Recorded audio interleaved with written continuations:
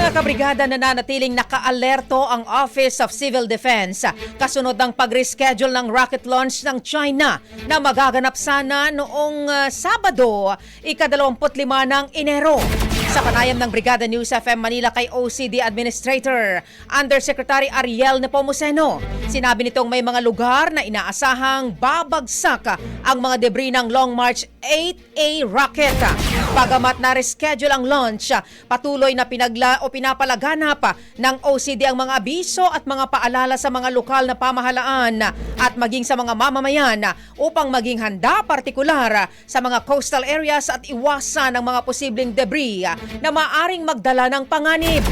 Pinayuhan din ni Nepomuceno ang mga residente na huwag hawakan ang anumang debris para matiyak ang kaligtasan ng mga mamamayan. Tama ko kayo.